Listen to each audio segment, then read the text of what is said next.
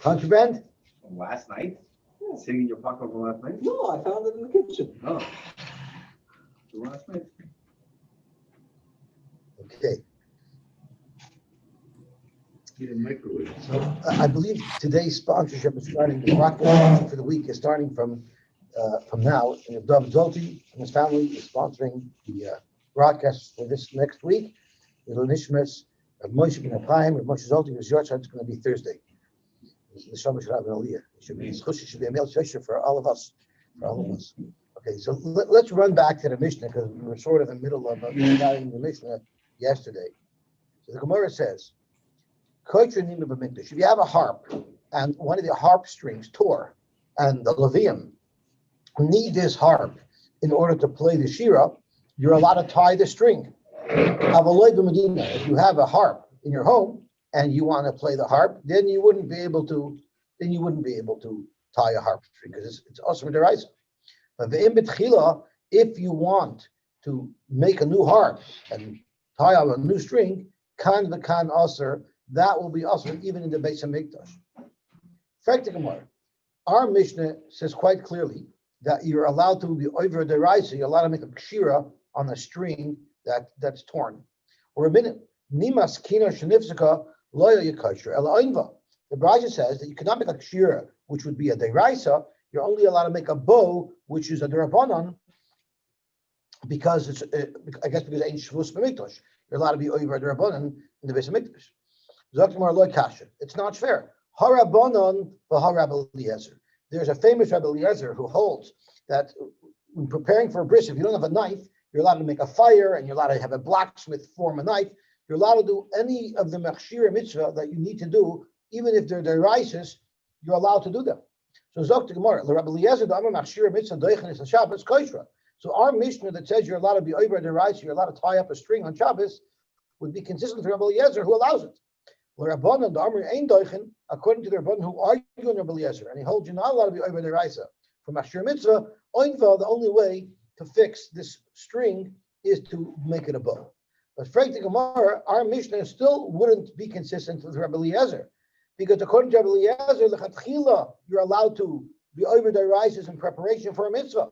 Rabbi Eliezer, afilu lechatchila nami, yet our Mishnah says, v'im betchila kan v'kan aser. According to Rabbi Eliezer, you'd be allowed to put up a new harp string, brand new. With even if it's a new harp, you're allowed to actually make that harp because you need it. So our Mishnah cannot be going according to Rabbi Eliezer because our Mishnah clearly makes a distinction between if something tore or if you want to put one on from scratch. Eloi Kasha will have to say Harab Yudah v'Harabana.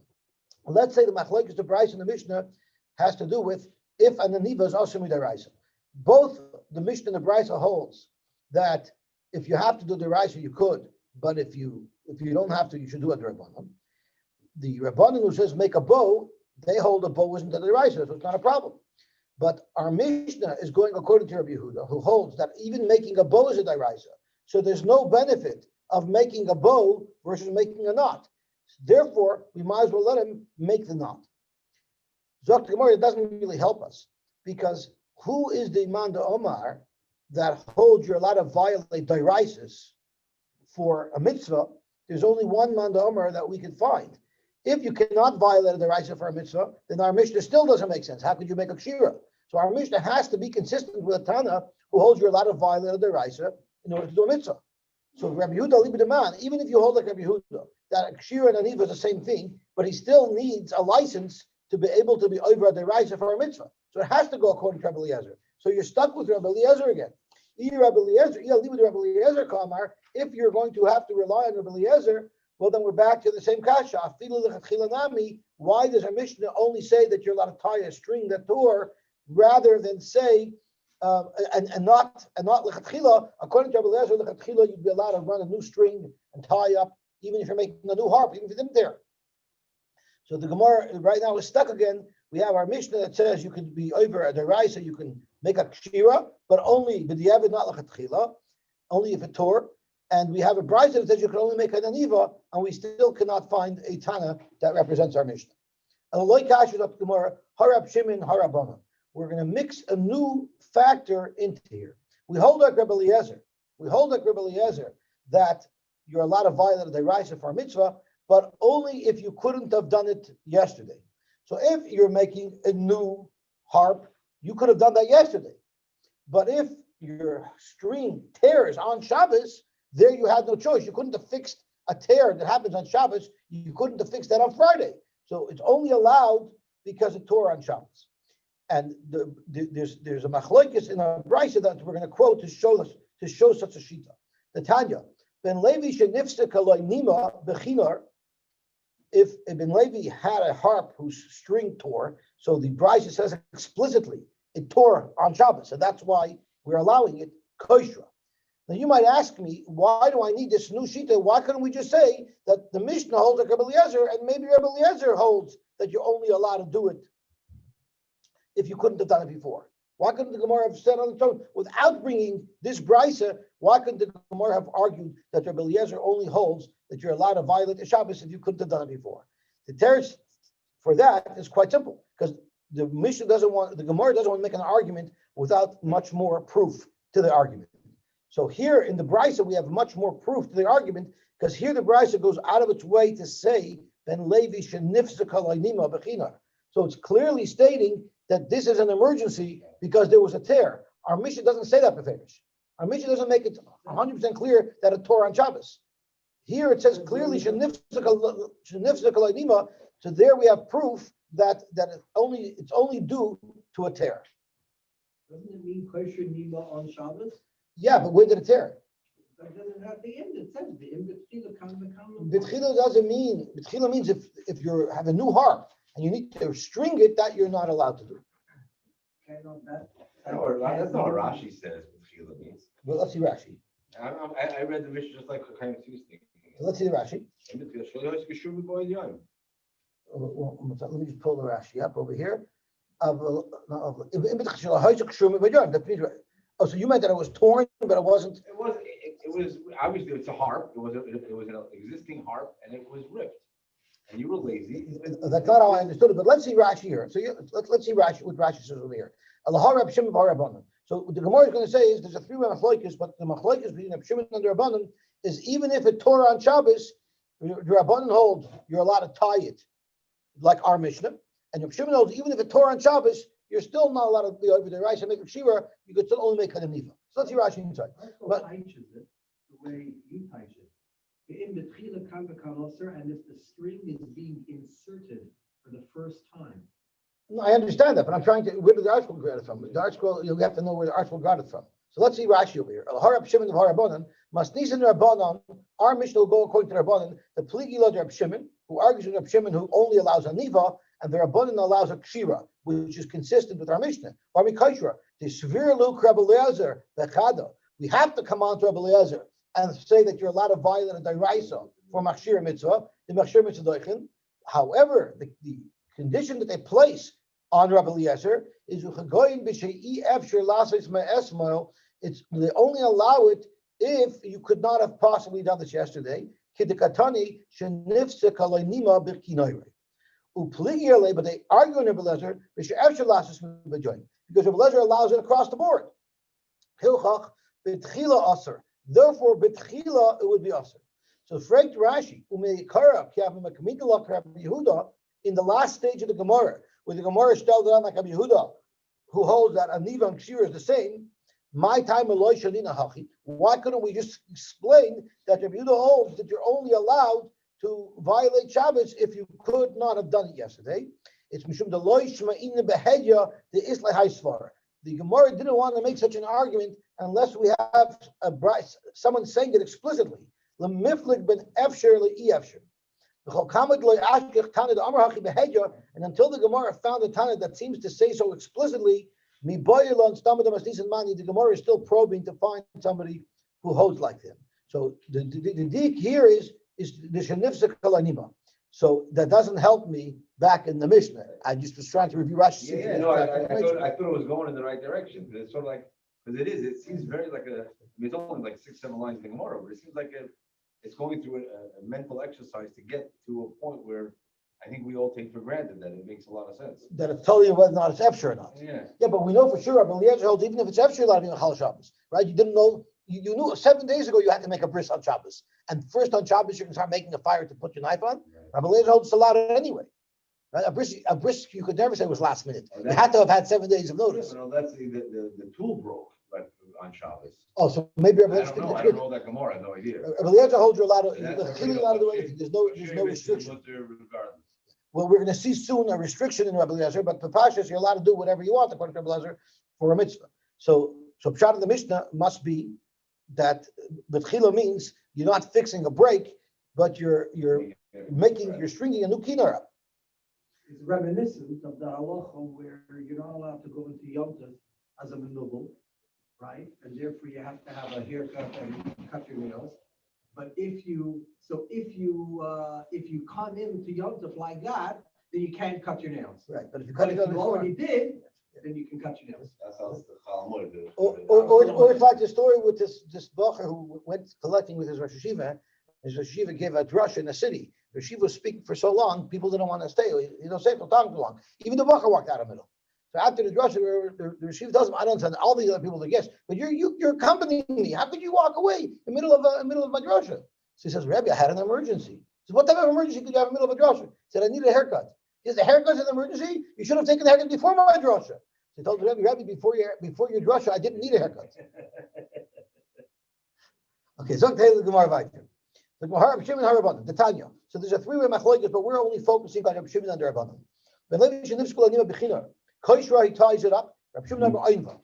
So the machlokes that our Gemara wants to say is, even though this was an emergency, still Rabbi Shimon holds you're not allowed to be over the right, so you can only make an aliyah, which is consistent with the brisa that the Gemara quoted right after our Mishnah.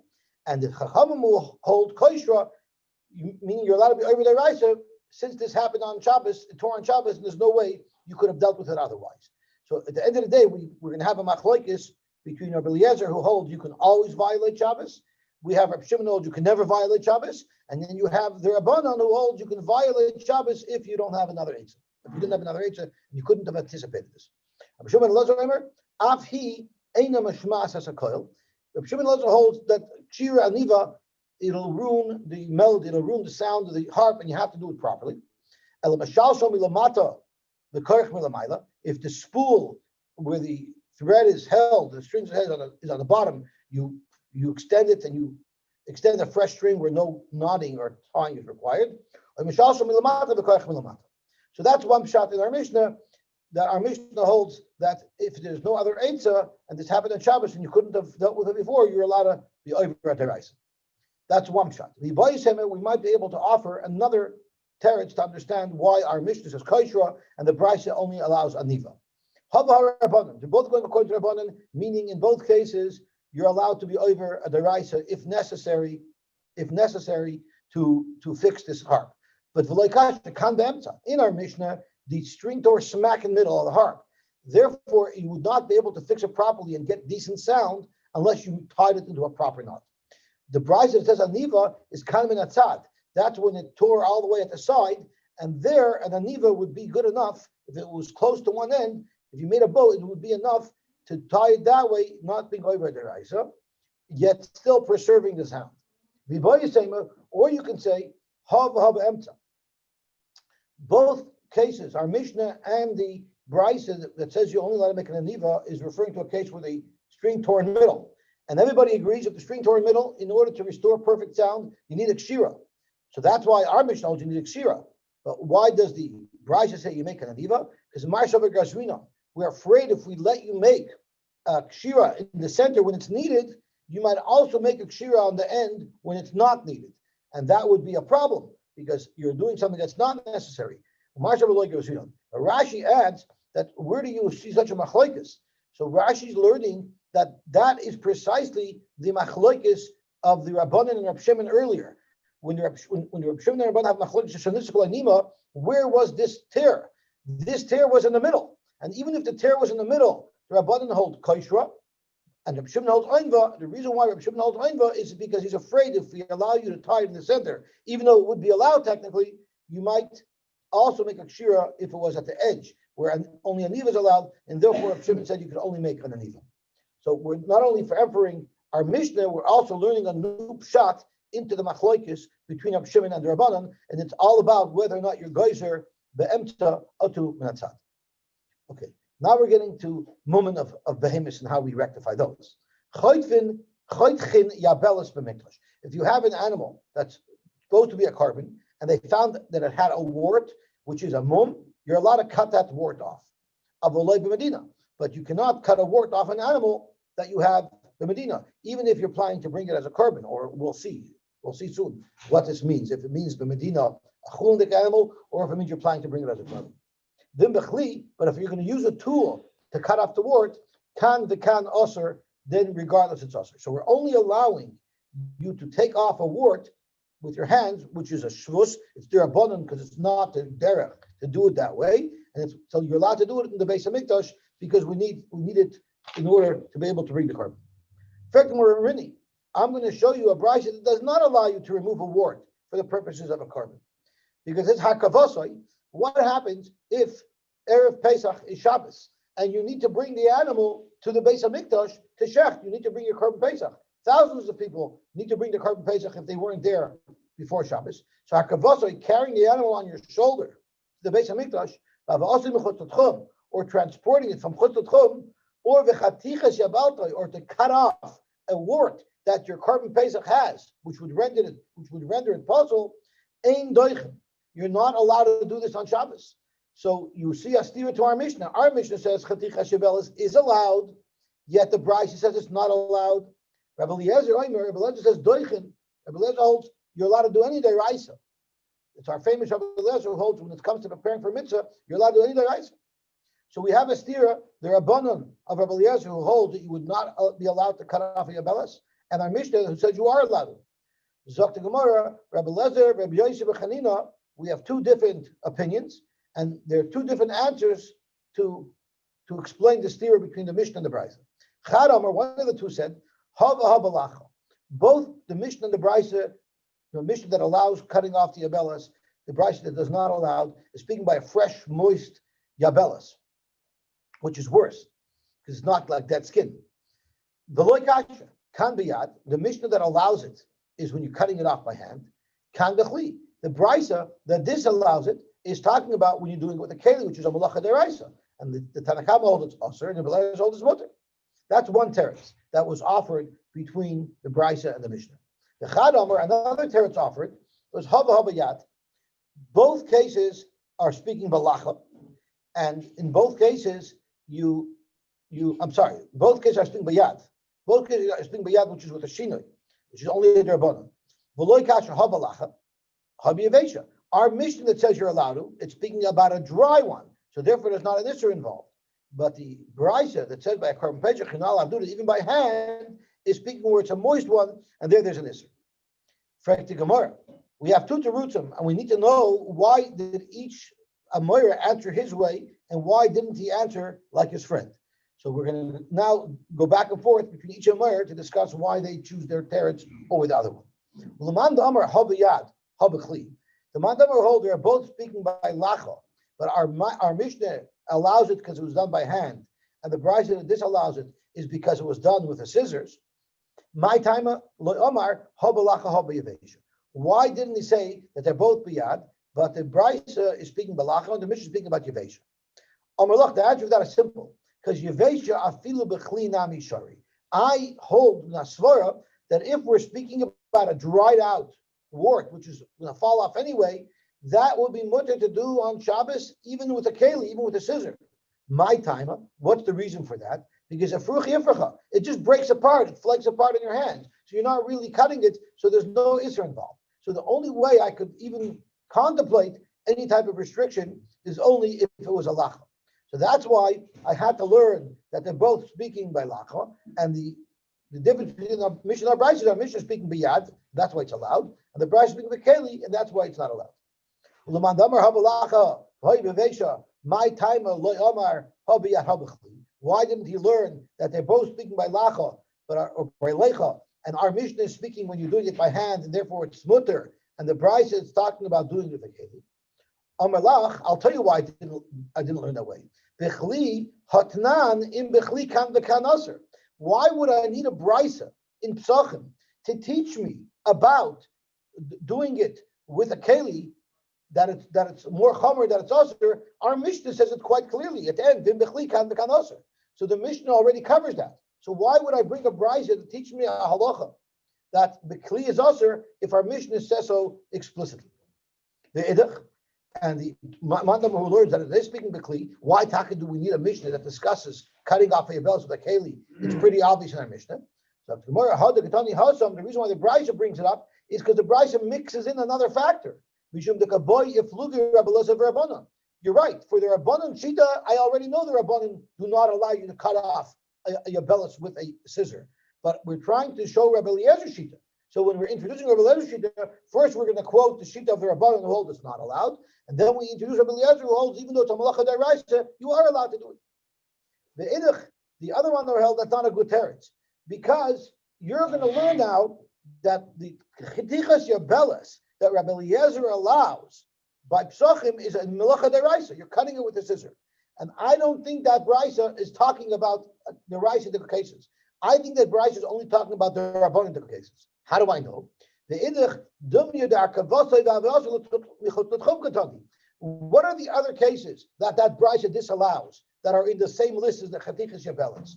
Harkavasai, carrying it, and avasim chutotchum, which are both isurim d'rabbanon. So since they're both isurim d'rabbanon, it's logical to say that the chatichas yabelas is only a d'rabbanon dika type of isur. So he says the way I'm learning that we're speaking about doing it biyad, then it makes sense why it's d'rabbanon. But if you want to learn that it's speaking like you're doing with a kehilla, that's going to be an issue d'oraisa, and that's not consistent with the subject matter in the brayso. This Tosot Chum is in the same Mishnah in Psachim? Yeah, it says here hakavasoi va'avasim Tosot Chum v'chadichas yavelsa. There's three sets. The other time says, who said that those two cases are Yisurim d'Rabbanan? In fact, I'm going to argue that all those cases are Yisurim d'Oraisa.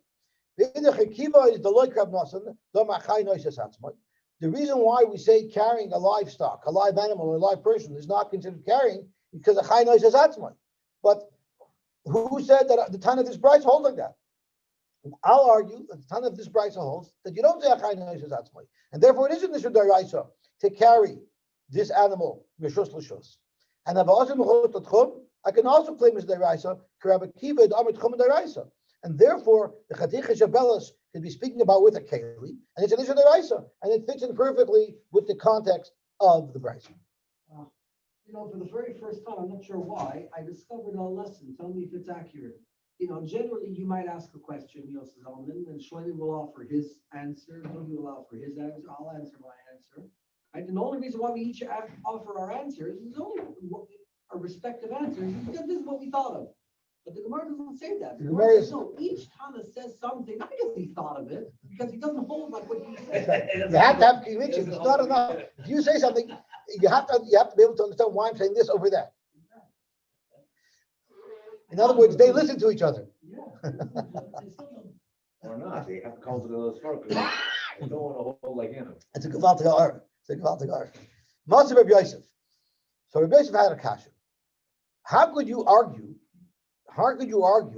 that the case of the chatichas yabelas for the brayso is speaking when you're cutting it off with a kehilla? How can you argue that? There's a brayso that expands on the argument of Rabbi Eliezer. Amar Rabbi Eliezer, kal v'chomer. He asked the Rabbanan, it's a kal v'chomer that you should be allowed to do these three things on Shabbos. Uma shchita, mad shchita, which everybody allows, the shchita on Erev Pesach, even though Erev Pesach is Shabbos, everybody allows the shchita of a carbon Pesach. Shehi mishum malacha, it's a real malacha. Nevertheless, doiches a Shabbos. Elu, the three examples that we're discussing, shemishum shvus, that are only also midirabbanan, einay din, sheyitchu es a Shabbos. So now we have black and white proof that the brayso is only discussing a drabbanan, because that's Rabbi Eliezer's whole argument. You Rabbanan, why do you prohibit these three actions to be done on Shabbos? If you allow a deraisa, such a shchita, you should surely allow these three Rabbanans. So that knocks off our whole shot. You can no longer say that it's speaking balacha and it's speaking with a kehilla, and we're talking about a malacha deraisa, because Rabbi Eliezer, black and white, says that he's not referring to malacha deraisa. So now we just knocked off one of the two pshatim. that haba haba lacha, but haba yad, haba kli, that's no longer a viable option because we cannot learn the brayso speaking the kli because that would be an issur deraisa. So we have to offer a new substitute pshat. Amar Yosef, haba haba yad. You have to say that the Mishnah and the brayso are both speaking biyad. So if it's biyad, I understand in the Mishnah why we allowed you to cut off your bellows. It's only an issur derabanan. But how come the brayso does not allow you to cut off your bellows in preparation for the Korban Pesach? I ain't shavus b'mikdash. You need to be able to take that ward off the Korban Pesach in order for the Korban Pesach to be kosher. So it's Gemara, a beautiful new chiddush that we're going to slug up in a minute. But for now, it's a beautiful new chiddush. Ushvus the mikdash b'mikdash yetiru. Even though they allowed you to be over a derabanan for the purposes of a korban in the Beis HaMikdash, that's only if you're actually doing the action that's usher in the Beis HaMikdash. So in the Beis HaMikdash itself, if you have this korban tamid, the kohanim are allowed to tear off the abelas. But shvus the mikdash b'medina, but your korban pesach, even though it is a korban, but where are you tearing off the abelas? Not in the Beis HaMikdash. You're tearing it out outside before you bring it in. Lo yitiru, they don't allow it. So it's a huge chiddush. Even though you're allowed to be over the rabbanon for the Beis HaMikdash, that's only within the premises of the Beis HaMikdash, but not something that's done out of the Beis HaMikdash. Control. I guess you're in an environment where there's more control. The Gemara slugged this right up. Yosef of Abaye v'ka amar lahashmaitza. Abaye said over this svara, and Eser Reb Shafar l'Abaye. And Reb Shafar right away jumped on Abaye and said, "This is not a good teretz," because we learned in a Mishnah earlier. You're learning a sefer on the skufa, and right away Rashi tells us that a sefer is considered like the mikdash because you're learning divrei kedusha. A sefer is considered like a mikdash, legabe a shavus.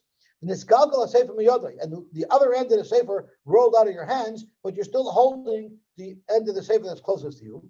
You're allowed to roll it back to you from the Rosh Hashanah. The hacha, the shavus, the mikdash b'medinahu. This is a shvus of kedusha because you're dealing with a sefer, but you're not in the Beis HaMikdash. You're fiddling on the roof in some village somewhere, and you have your and it's only an issur derabanan because you're still holding on to your side. The other half might have rolled into the Rosh Hashanah, but it's only an issur derabanan because we don't want to let you roll it up because had you let go of it, you might retrieve it, and then it would be a deraisa. And you see v'loy gazrinan dilma nafil v'asil asuye. So you see clearly that even not in the Beis HaMikdash, even when it comes to different kedusha, even out of the Beis HaMikdash, we don't make a gzera. Zok the Gemara, you forgot the Gemara over there. If you remember, the maskana of the Gemara was v'loyu kimna baskufa karmelis u'rishus harabim ma'veres lefaneh. Were we not talking about where the eskufa that you were standing on when you were holding the sefer was not a rishus yachid, it was a karmelis. So therefore, even if you went and brought it, it would only be a drabanan. So therefore, there's no gzera there at all. Since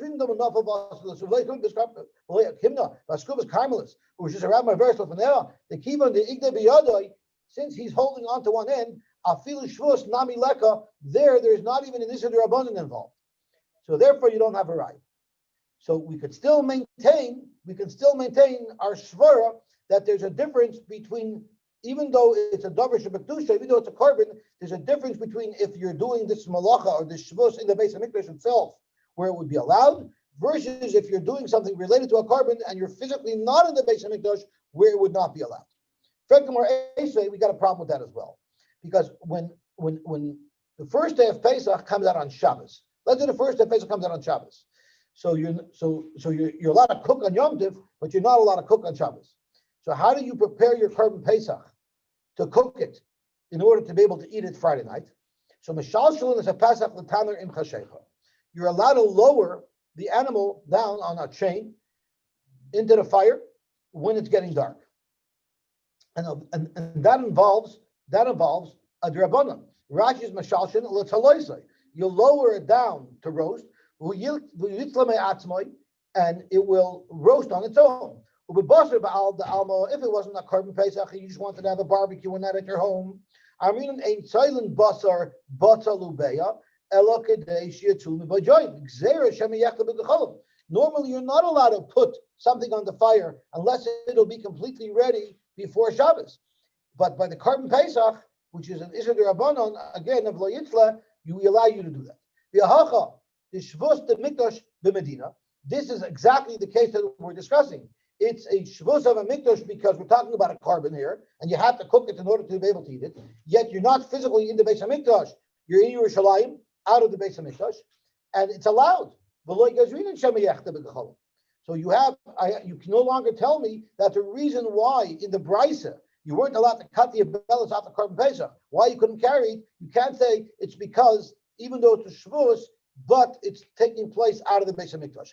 Because if you can roast something on Erev Shabbos out of the Beis Hamikdash, which is a shvus, you should be able to do the other things as well.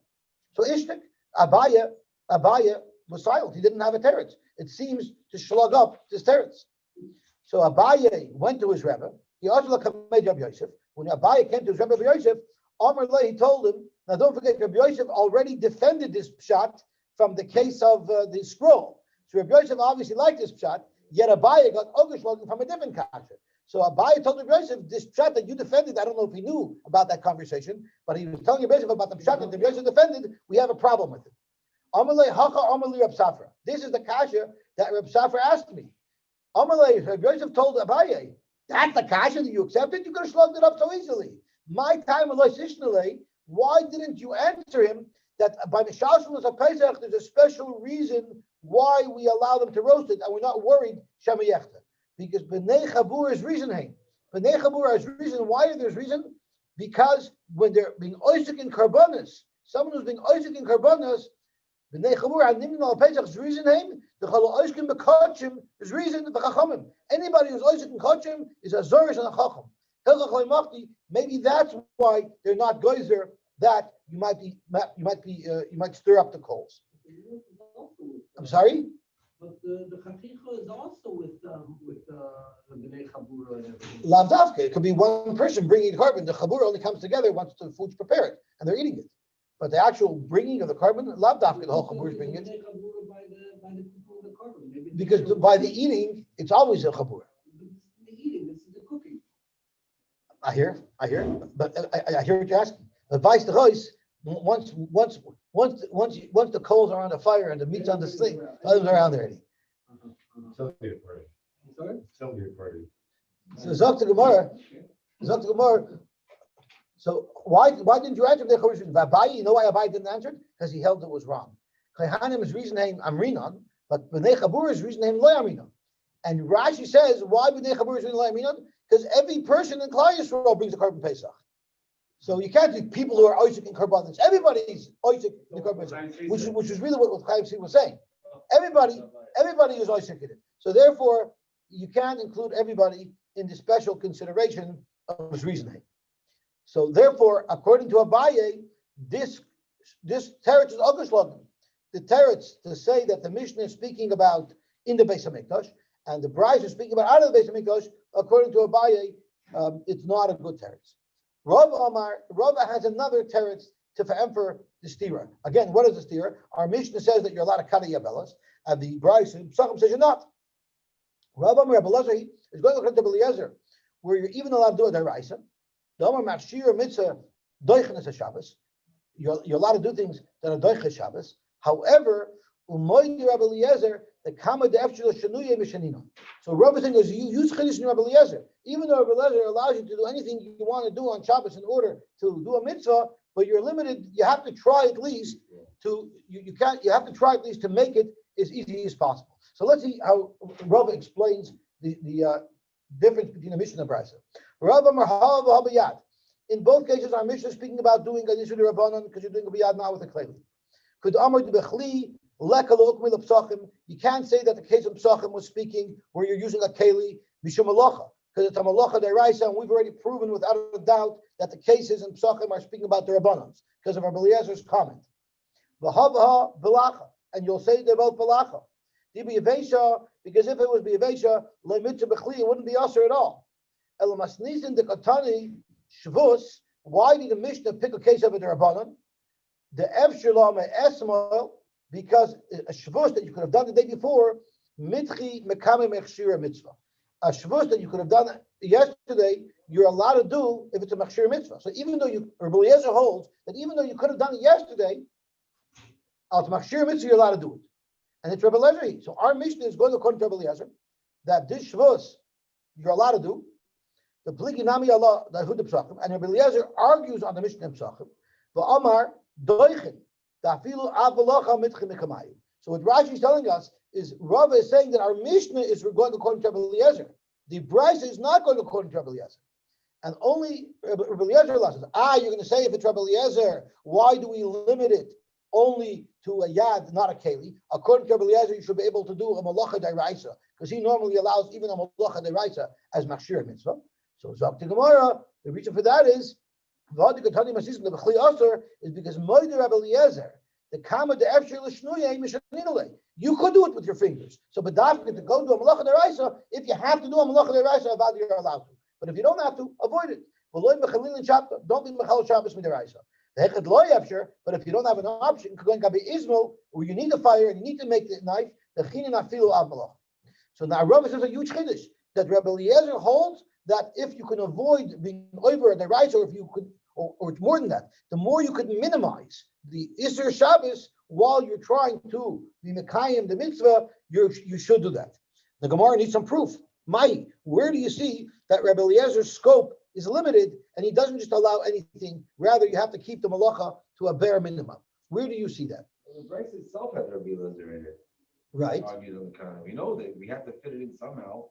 That he argues. We know that the Bryce is not according to him because well, he argues in the Bryce. Right, but in the Bryce he's allowing even a deraisa. We're trying to say that our Mishnah. See this middle ground. That's what we're looking for. Where do you see this middle ground? Exactly. Because according to their abundance, you're not allowed to do anything in the Mishnah. You're not allowed to cut it by hand. So the problem is, where do you see this middle ground that really you're allowed to do a deraisa, unless you don't have a choice. So the Gemara says you see from here. The Tanya, coin shall also buy a bellis. Now this brisa that we're bringing a rai from, it doesn't say who it's going according to. We're going to have to speculate. So coin shall also buy a bellis. A coin who grew a wart on Shabbos and he's got to get rid of it, or maybe even before Shabbos. It doesn't say. So what does he do? His friend, which is a shinoi because his friend is doing it for him, and his friend could only do it with his teeth. B'shinav in the kehilla, it has to be done with his teeth, and not with a scissor. No, we're talking about the word on the coin. Chavera in ilai, and only his chaver can do it, and not him.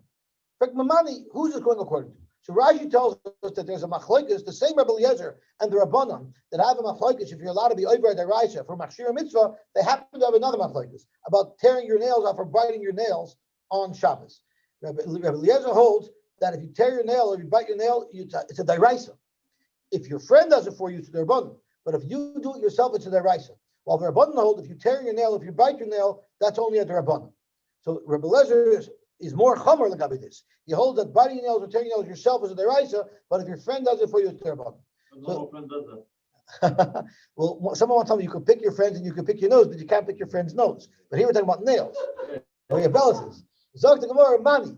So this brisa that says your chaver has to do it with a shinoi, who is the author of this brisa? Ilema Rabbanan. If you're going to take the Rabbanan who holds that the whole thing is the Rabbanan, uva mikdash, in the base of mikdash, which is what we're talking about, according to do the avodah, even the Ami Rabbanan, the Alma Mishum Shvus, since the Rabbanan hold that the Rabbanan, you're allowed to be over in order to do a mitzvah, so therefore, Hacha Mali Hu Mali Chaverei. The Rabbanan hold, even if you tear your own yabelis off, it's only a Rabbanan. So why can't you do it yourself? Why do you need your Kohen Chaver to do it for you? You could have, if it's going according to Rabbanan, you could have done it yourself because you're allowed to be over at Rabbanan in order to do the avodah. So therefore, it doesn't make sense to say that this brisa, the author of this brisa is Rabbanan, because if it was Rabbanan, why mitzvah yourself to get your Chaver to do it? You could have done it yourself. Elalav Rabbi Eliezer must be going according to Rabbi Eliezer. The Omar ba'Omar Chayiv Chatos. If you would have tore your nail off yourself, you'd be Chayiv Chatos. And therefore, Vahacha, in this brisa, when it comes to tearing off your wart, Afalgav, the Machshir Mitzvah Doichin is a Shabbos, even though Machshir Mitzvah would be Doichin is Shabbos, and you would be able to tear this wart off by yourself, even though it's a deraisa. But he holds, since you can get your chaver to do it, which makes it less chomer, do it. So technically, yeah, you would be allowed to rip it off. But since you have an Asher to do it by lessening the Isser, by making it a Dermanan, that's what Rabbi Eliezer mandates that you do. So now that we know Rabbi Eliezer has a shita, we have to avoid doing more issue than necessary. Our Mishnah makes perfect sense why you should do it biyad, not with a kehilla, because if you have no choice but to do it with a kehilla, and you could according to Rabbi Eliezer. But since you can do it biyad, do it the way that involves less issue. Zok Gemara, no, lo olam rabbanon. Maybe the brayso, the author of the brayso is the rabbanon. You had a kasha. Why mitzvah to call your chaver once it's the rabbanon, you can do it yourself? The teretz is the case didn't allow that. The also the crazy achanami. If he got the wart on the stomach, he can cut it off. The problem is he got this wart, this hangy was on his back. He can't do it himself. So the case happens to be, so it's not a halachic decision that you get your chaver to do it. It's practical advice. In order to be able to cut something off on your back or on your elbow, you need to get the assistance of a second person. Zok to Gemara, it still doesn't work for us. Because if you want to learn this price is going according to Rabbanon, nishkelei nehale biyad, you should have said that the chaver doesn't have to bite it. The chaver can tear it off with his hand.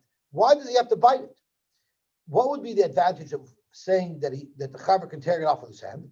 Because the tifshait the Rabbi Lozer, it would be poshit something that Rabbi Lozer said. Rabbi Lozer made a comment about the machlokes between Rabbi Eliezer and the Rabbanon. Remember, we have a machlokes between Rabbi Eliezer and Rabbanon that if you bite your nail, if you bite something off, that's a deraisa or not. Rabbi Eliezer holds it's an issue deraisa, and the Rabbanon said it's an issue Rabbanon, right? So according to the Rabbanon, even tearing it off by hand would only be a shvus. Right? Only cutting it off with a kehilla would be an issue. So if you want to learn that this brisa is going according to the Rabbanon, Frank the Gemara, the Amar Rabbi Lozer machlokes biyad of a b'kli divrei kol chayit. Rabbi Lozer said that even though the Rabbanon argue on Rabbi Eliezer and say that tearing it off with your hand is only the Rabbanon, but of course if you use the scissor to cut your nail or to cut a wart, that even the Rabbanon is moide, that's an issue deraisa. So therefore, what he should have said was that in this case, you don't have to have your friend bite it off. Your friend only has to cut it off. What's the advantage of that? Because we'll say, okay, your friend can cut it, but your friend can cut it with his hand, but he can't use a kehilla, right? Because a kehilla would be a deraisa. So that would illustrate exactly that what the Rabbanon hold, that a kehilla is yosher, and that's why you have to do it by hand. But by making the chaver bite it, you wouldn't make a diuk from there that you're allowed to bite it, but you couldn't use a kli. That's not true, because if the brayso was trying to illustrate you can't use a kli, the brayso would have picked the case immediately closest to it, which is tearing it off by hand. Going two cases away where you have to bite it off, which is in a bigger shinu, you wouldn't make a dik from there that vice the is using a kli would be yosher. Because if you would make such a dik, you could make the same dik that tearing it off would be yosher. And that, of course, is not true. So therefore, it doesn't make sense to say that this was the Rabbanon. Because if this was the Rabbanon, it would have made more sense for the Rabbanon to say that your friend should tear it off biyad and not have to bite it. According to you, that you want to start like Rabbi Eliezer, why did you have to make the guy bite it off, let him tear it off too? Which also is only a Rabbanon, so it avoids the Isser Chomer of a deraisa. Now you got the point. Chaim, if you say it's going to Rabbi Eliezer doesn't have a rule that you're allowed to do it, you're not allowed to do the deraisa. According to Rabbi Eliezer, you're allowed to do the deraisa too. He just says, avoid as much as possible Isser. Do whatever you can do to avoid Isser. So then it makes sense to say, Hainu de Gozer Yad Atukli. That's why when your friend does it, we tell him don't do it with your yad, even though that would be their button. Go even further away, do it with your teeth. In other words, we want you to stay as far away from Isser as possible. Do it b'yad, or don't even do it b'yad. Do it with a shinu, by biting it off. Because Rabbi Eliezer's shita has nothing to do with the rice or their button. It's a general rule: stay as far away from Isser as possible, and then it would make perfect sense in our brisa. But if you want to argue that this brisa is the rabbanon, nishkid b'yad, the rabbanon only makes a distinction between a deraisa and a rabbanon. Once it's your chaver doing it with the hand, it's only a rabbanon anyway. So therefore, it doesn't make sense to say the brisa is going according to Rabbanon. It's only going to Rabbi Eliezer, and we have verification that even Rabbi Eliezer, who allows a malacha deraisa, still knows that when you can avoid it, you should avoid it. The sulai midi, I'm not accepting any more arguments on this subject. It's clear that this is Rabbi Eliezer. The election has been decided. Anything else is just sowing doubt in the minds of the population. It's like all that Baroim and the Bismedish had their hands up, and the Rebbe said, Adkan. No question. It could be, it's very possible that the Gemara knew that it would be 10 to 7 and we have to finish the blot. The Kohen got a boo-boo. So the Allah is Koyach Allah Gemi. B'mikdash. He doesn't want to do a void with an open wound. So you can can tie a grass around it. Very thin, very unobtrusive. Medina, you're not allowed to do it in the Medina. Now, Rashi tells us that this grass has healing powers. It's therapeutic, and therefore you're not allowed to do it in the Medina. In Mahajidam, if you are doing it, using it to squeeze blood out, then that will be also because it's a deraisa of squeezing out blood. This that we say that you're allowed to put a little band-aid on is elagemi, a little piece of grass. But to put on a dressing with a bandage, even if it's small, you wouldn't be allowed to do that. There'd be a problem of yitir begadim, and the definition of yitir begadim, Rashi tells us, is it says that the kohen, if he wore extra begadim, for instance, if the kohen wore the begadim of the kohen gadol, his avodah would be possible. So by putting on this bandage, it acts as like a beged, and therefore it'll pass his avodah. Rabbi Yochanan says, no, you don't have to be so firm. Loy amru yitir begadim ela b'makim begadim. The only time there's a problem of yitir begadim is if it's like a chatzitza. It's not a chatzitza, but if you have your extra beged underneath one of your existing clothing, that's when there's a problem. But on your finger, where anyway you're not going to be putting b'dikuna, there's no limit. Loy have a yitir begadim. There's no problem. In fact, the Gemara, even if it's less, even if it's small, but if it's in a place where there's other begadim, it would. I'm sorry, if you have something on your finger, Rabbi Yochanan said you can have anything you want on your finger because there's no begadim there. But the problem is it should be a chatzitza, because when you're doing the avodah, you're not going to be touching directly what you're working on, and the chatzitzas are going to be a problem in the avodah. The top of your hand would be okay with? Oh, so Dr. Gemara, bismoil, either we can be speaking with your left hand where you don't do avodah with your left hand. Inami, exactly what Dovi says, biyamin v'shalei b'makam avodah. The top of your hand, something that you're not going to be using to be holding things. And that's where Rabbi Yochanan says that there's no limit to what you could wear. There's no limit if it's not under begadim. This would argue with Rabbi who's machmer. The Amar Rabbi Amar Chista, the makam begadim. If it's underneath clothing, even one thread would be a chatzitza if it's under clothing that the kohen needs to wear. If it's on your hand, I limit it to shalosh chatzatzos. If it's a big enough beged that it's 3 by 3, then it would be a problem. But pachas mishalosh ain't chatzatzos. Now we're not really talking about a chatzitza here because there's no place for chatzitza. But Rashi says it uses a lashon chatzitza because in the case of the nima, it's a chatzitza. So right off the bat, for sure, Rava is arguing on Rabbi Yochanan. Because Rabbi Yochanan said that shaloi b'makam begadim you could wear anything you want. Yet you see here that Rava limits it to shalosh shalosh. Is he arguing on Rabbi Yehuda on Rabbi Yehuda Rabbi Shchia? Because Rabbi Yehuda Rabbi Shchia said even a small bandage on your finger would be a problem. Yet Rav says it has to be 3 by 3. So maybe Rabbi Chia argues and he's machmer and holds even a small thing on your finger is a problem. Even Rabbi would agree that a tilsel cotton, even though it's less than 3 by 3, since it's a choshev thing, it will also be usher. Lishnachmina. There was another lashon as to how this went down. Omri law, Omar Rabbi Yehuda Loishanu elagemi. I only allow a gemi of a tilsel cotton chaytitz. Rabbi Yochanan Amar, and here's where the difference is between this first lashon and here. Rabbi Yochanan Amar, loy amru chatzitza b'pachas mishal shal shalois. There's never a chatzitza if it's less than 3. Ela b'makim begadim, unless there are begadim on top of it.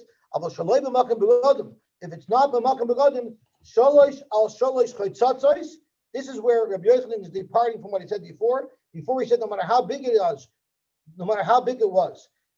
it's not a chatzitza if it's not b'makam begadim. Here he's saying not b'makam begadim, you have to limit it to shalosh shal shalosh. Pachas b'shalosh ain't chatzatzos.